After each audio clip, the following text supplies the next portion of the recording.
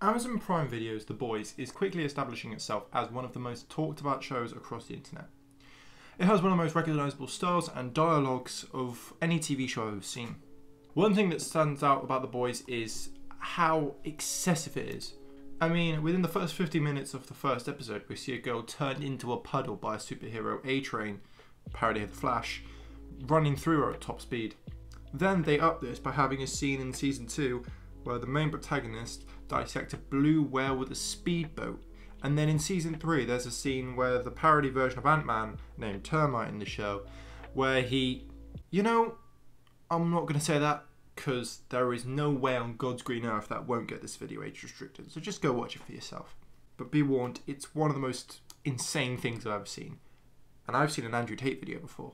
Slap, slap, grab, choke, shut up bitch, sex. A fat, ugly sack of shit. Well, I had a heart attack. Get the fuck up.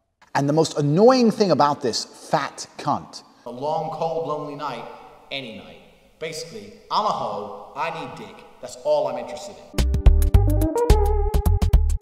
But the real reason I wanted to talk about this show is the primary antagonist of the show, Homelander. Now, Homelander is a parody of Superman. Homelander has basically all the same powers Superman does. He has laser vision, flight, super strength, super speed, and they even have a similar costume of blue spandex and a cape. The main difference between Homelander and Superman is their upbringings. Superman is an alien from the planet Krypton who was sent off in a pod as a child before his planet blew up, and then he landed in Kansas and was raised as a regular child by Martha and Jonathan Kent. Wait, Homelander's name's Jonathan. Could he be Superman's dad? Homelander, on the other hand, was abandoned as a child and was raised without any love and affection, apart from the minimum amount of attention given to him by the doctors who were experimenting on him. Whilst he was a baby, Homelander was injected with Compound V, a drug produced by Vought America, and that was being used around the time of World War II. This drug gives superheroes their powers.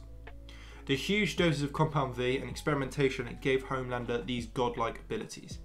However, his lack of role model and interaction with humanity and affection for himself as a child, mixed with his traumatic childhood, led him to developing no empathy or remorse for other humans, who he viewed as inferior to him due to their weakness. This manifests itself into the complete sociopath of a character that we see today. However, it is not his strength that makes me pick him as one of the best villains in cinema, but rather the immense weaknesses that he also has as a character.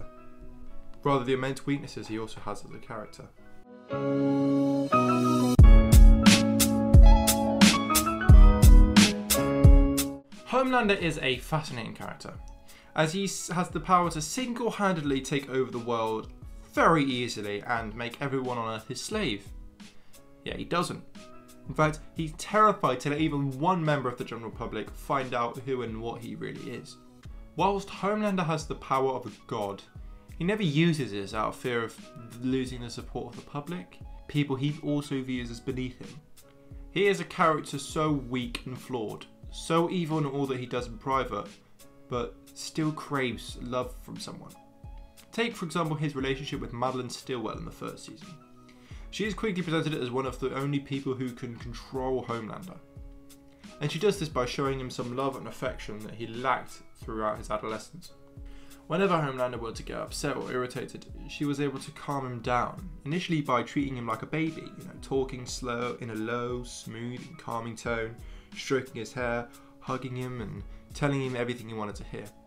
But as time went on, Homelander became increasingly unhinged, and she began to use her body as a way to stabilise Homelander. She would essentially have sex with him in order to get what she wanted, which was him to be this perfect role model that Vought could sell to people.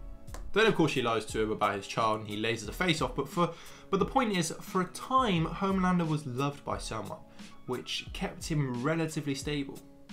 Then in season 2 another female character comes along to love Homelander, except this time it's far more unhealthy. The character of Stormfront represents everything Homelander wasn't supposed to be. She's a psychotic, manipulative, racist Nazi. But she shows Homelander affection by telling him and giving him exactly what he wants, which caused him to become weak to her and give her the power over him that she always wanted for her quote-unquote soup master race, where they would essentially wipe out all other races and all that would be left on Earth is soups. But then of course there are Homelander's two main adversaries, Billy Butcher and Stan Edgar. Both of these characters are just regular humans, yet they continuously show that they have power at Homelander due to their lack of fear of him. Homelander could easily kill Billy and Stan, but he doesn't, because he feels intimidated by them and their lack of fear towards him. In order to defeat Stan Edgar, Homelander goes behind his back to Victoria Newman to undermine him. Then even when Homelander has control of Vought and has won the battle against Stan, he still insists on attempting to get a reaction of Stan, which he doesn't get. Then he states that Stan means nothing to him. However, if that were the case, he would have just killed him a long time ago and taken over by force. No, he doesn't say this because he means it. He says it because he's trying to convince himself that this is the case. He does this because he wants to prove himself to Stan. He wants to have legitimate power. He wants to be seen as someone important to those around him. He wants to be, someone that people can admire and look up to. But in reality, despite his immense strength and power, no one around him feels any sort of respect. The only thing they feel is resentment or fear of him.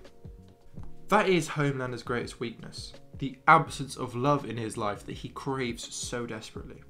This is why Homelander didn't immediately kill Billy Butcher, because Butcher isn't scared of Homelander, and Butcher also knows what Homelander wants, his son. Butcher is the only person Homelander knows that has the location of Ryan, Homelander's son, which means that if Homelander kills Butcher, he'll have no way of finding Ryan. The thing that hurt Homelander the most in the beginning was that Ryan chose Butcher, a regular mud person as he calls them, over him, a literal god. Ryan chose a human over a god. And that was the first crack we really saw in Homelander's psyche, where he almost goes insane and is then further damaged by Maeve and Starlight coming together and threatening to release the footage of the Flight 37 video if Homelander doesn't leave everyone alone.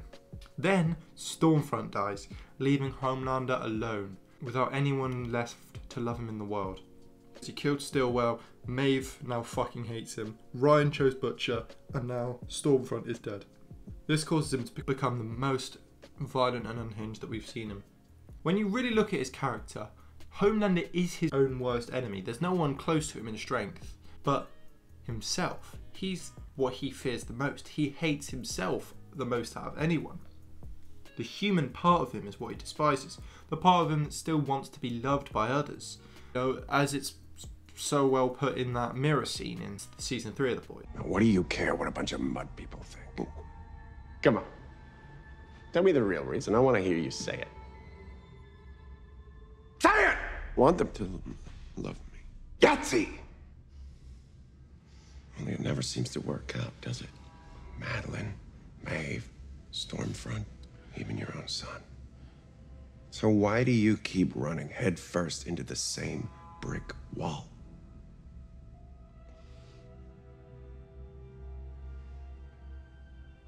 I don't know. Pants on fire, you know. It's because deep down there's a part of you that is still human. No. Part of you is. A dirty, shriveled, anemic little part of you that still mules for approval and love and a mommy and a daddy and a boo-hoo-hoo.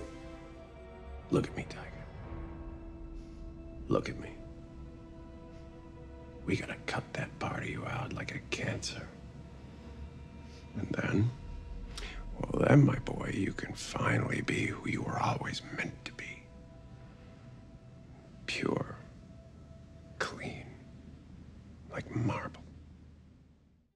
And the biggest fear, I guess, for most of the characters within the show is if by the end of season 3, if they haven't managed to find a way to kill Homelander and he finally managed to get rid of that human part that he says he was going to cut out like a cancer, he could become a very, very dangerous being indeed, because then he would be a real god against men.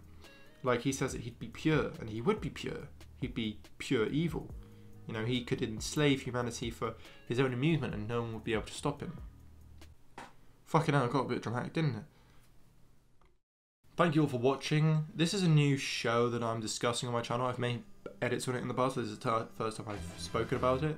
If you want to see me make another video about The Boys, leave a like and comment down below and be sure to read all the comments and see what people are saying.